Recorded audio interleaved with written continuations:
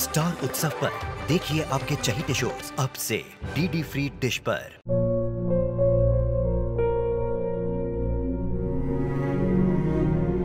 मैं डॉक्टर बनकर अपना और अपने आबा का सपना जरूर पूरा करूंगी।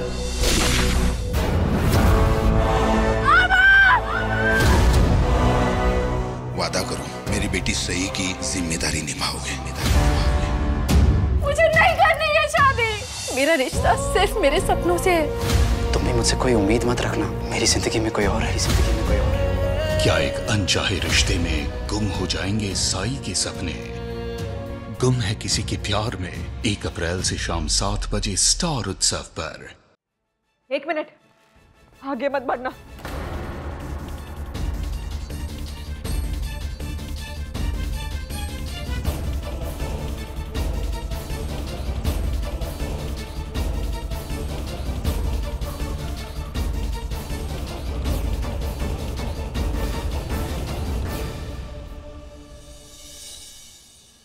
मेरी बच्ची बेटी, अपने पापा को माफ कर दोगी ना?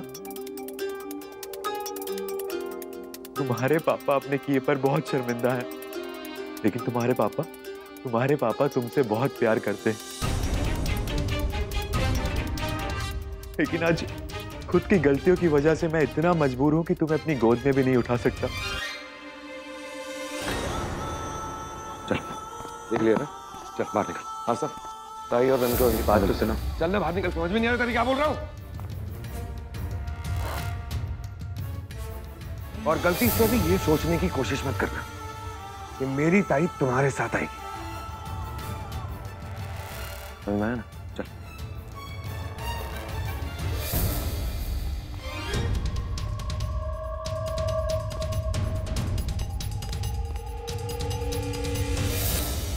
रंजन जी,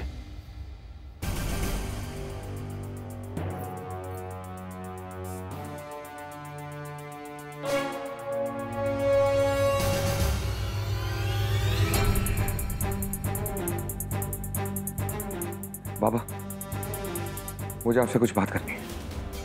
अब अभय जैसे घटिया इंसान को एक और मौका देने के बारे में सोच भी कैसे सकते हैं? ज्योति की ऐसी हालत देखकर मैं इस मुद्दे पर दोबारा सोचने के लिए मजबूर हो गया हूं, और मैं उसका पिता हूं। मुझे उसकी सबसे ज्यादा फिक्र है।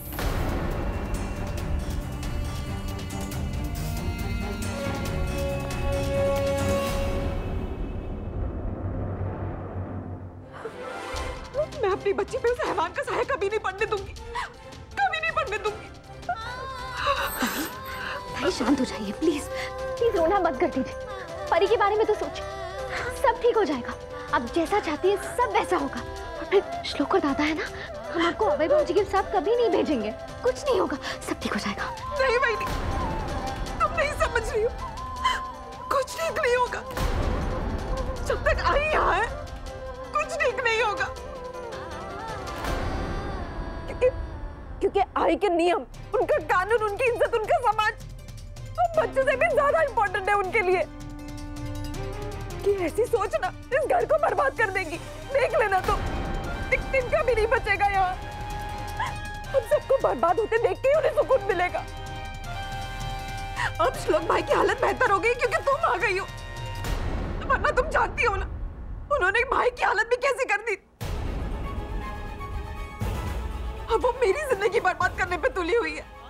तुमने देखा ना कैसे धोखे से मुझसे अम्माई की जमानत के पेपर्स पे साइन करवाए। इससे साफ पता चलता है कि वो क्या चाहती है। खुशियां मेरे दरवाजे पे दस्तक नहीं रही थी, लेकिन वो भी उनसे आजाद नहीं हुआ, अम्माई को छुड़ा दिया। कोई आई अपनी बच्ची के साथ ऐसे कैसे कर सकती है भाई? मैं जानती हूँ भाई, बाबूजी को देखकर आप किसी पर भी विश्वास नहीं करना चाहती, लेकिन आप गलत समझ रही आई को। नहीं भाई नहीं, आज जो उन्होंने किया है ना, उसके बाद उन्होंने तुम्हें भी उस लायक नहीं छोड़ा कि तुम उनकी तरफदारी करो।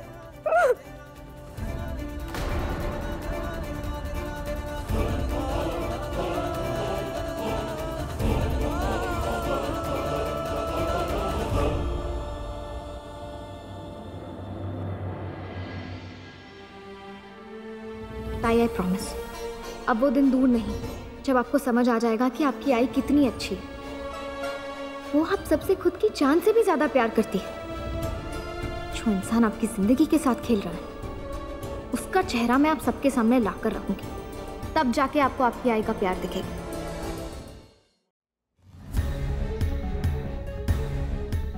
मन तो करता है उस अभय को जमीन में जिंदा गाड़ दो। उसकी हिम्मत तो देखो, इतना कुछ करने के बाद हमारे घर में घुस के हमें। तू सही कह रहा है श्लोक। अबे जैसे घटिया इंसान के साथ ताई को जिंदगी भर तो क्या एक पल भी नहीं रहना चाहिए। और उसका रोना था ना, ये सब सिर्फ एक नाटक था और कुछ नहीं। जिसका पलड़ा भारी होता है ना वो उसी और हो जाता है। और यही बात हमें बाबा को भी समझानी, किसी और की बात में बिना आए सिर्फ ताई की भलाई सोचनी चाहिए और अभय को दूसरा मौका बिल्कुल नहीं देना चाहिए। क्योंकि अभय जैसे गिरे हुए इंसान ये सिर्फ दौलत से प्यार करते हैं और उसे पाने के लिए वो कुछ भी कर सकते हैं।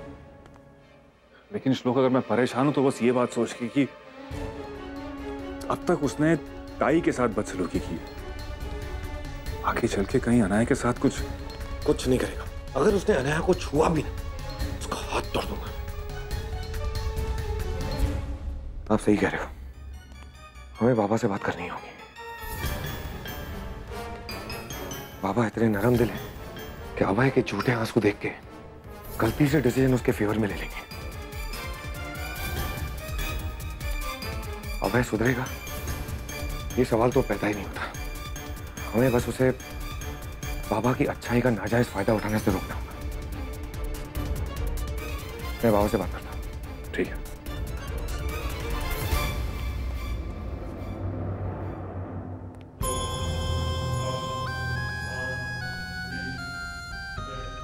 कभी सोचा नहीं था श्लोक कि वो दिन भी आएगा जब तुम मेरे विचारों से सहमत नहीं होगे। मैं ये भी जानता हूं कि तुम ज्योति को अभय के साथ कभी भेजना नहीं चाहोगे, लेकिन होगा वही जो मैं चाहता हूं। कुछ ऐसा करना होगा जिससे बाबा आओ बेटा।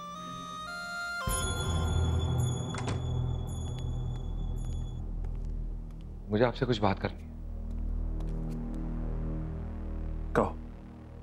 फर्स्ट ऑफ ऑल मैंने गुस्से में आके आपसे ऊंची आवाज में बात की। I'm really sorry। शायद कुछ ज्यादा ही बोल गया। अभय की वजह से I just could not control। कोई बात नहीं बेटा। और दूसरी बात ये कि मैं ज्योति ताई को खुश देखना चाहता हूँ और उसके लिए बहुत जरूरी है कि वो अभय के पास वापस ना आ जाए। पापा आप और मैं हर कोई उसकी हरकतों से वाकिफ है, उसमें बदलाव का कोई स्कोप नहीं। पापा हम सब यही चाहते हैं कि ज्योति ताई खुश रहे। वो हमारी ताई है, उसे दुखी देखेंगे तो हम कैसे खुश रहेंगे। और ये घर भी तो उसी का है ना। हाँ, ये घर तुम बच्चों का ही तो है। मेरा मन भी करता है कि ज्योति यहीं रहे। और मुझे भी विश्वास नहीं हुआ था कि अभय सुधर गया है, बदल गया है। लेकिन जब उसने अपना हाथ काटना चाहा तो मुझे लगा कहीं ना कहीं उस शख्स में अपने किए का पछतावा तो जरूर है। और बेटा भगवान भी तो सबको दूसरा मौका देते हैं, फिर हम इंसान कौन होते हैं किसी और से उसका दूसरा मौका छीनने वाले। अगर उसमें पछतावा है तो उसमें बदलने की चाहत भी जगी होगी। और बेटा ये सब मैं अपने इतने सालों के तजुर्बे से कह रहा हूं। फिर हमें अपनी बच्ची ज्योति के बारे में तो सोचना ही होगा। अभी उम्र कितनी है उसकी, सारी जिंदगी पड़ी है उसके सामने, कैसे अकेले गुजारेगी। हर किसी को हम सफर की जरूरत होती है, आगे चलकर उसे भी होगी। लेकिन बेटा ये वक्त जज्बाती होने का नहीं, धैर्य रखने का है, समझदारी से काम लेने का है। बाबा आप जो कुछ भी कह रहे हैं बिल्कुल सही कह रहे हैं, मैं आपकी हर बात से सहमत हूं। लेकिन फिलहाल मुझे कुछ समझ में नहीं आ रहा। ठीक है मेरे बच्चे,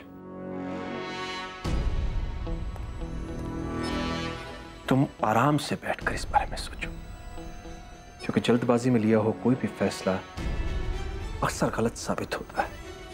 मैं भी अपनी बेटी के लिए कोई गलत फैसला नहीं करना चाहिए। जाओ बच्चे।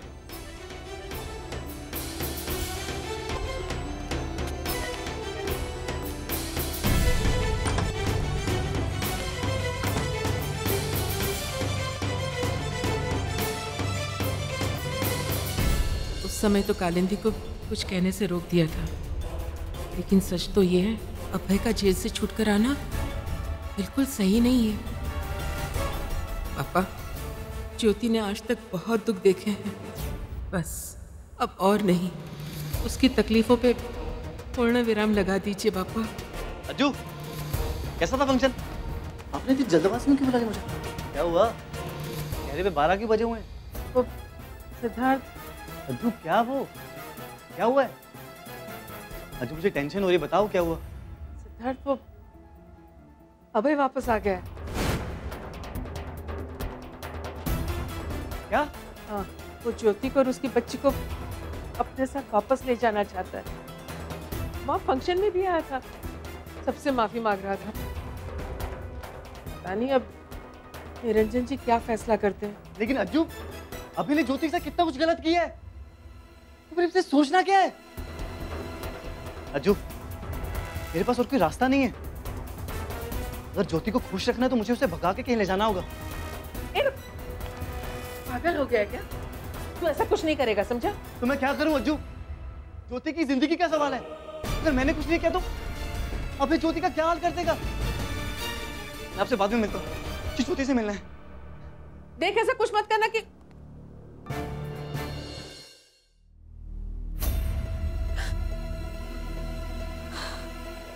कहा था ना तुमसे कि मेरी इजाजत के बगैर तुम यहां से बाहर नहीं जाओगी। पड़ी रहो भूखी प्यासी यहां पे। आज तूने सारी हदें पार कर दी। आज तेरे को दिखाऊंगा कि मेरी बात ना मानने का क्या अंजाम होता है।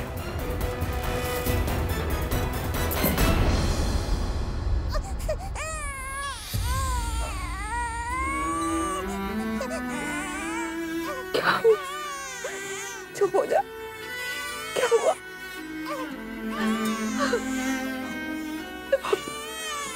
मैं अभय के साथ नहीं रह सकती। अभय जैसे ग्रहण को मैं अपनी जिंदगी से कैसे निकाल फेंकूं? अब मैं क्या करूं?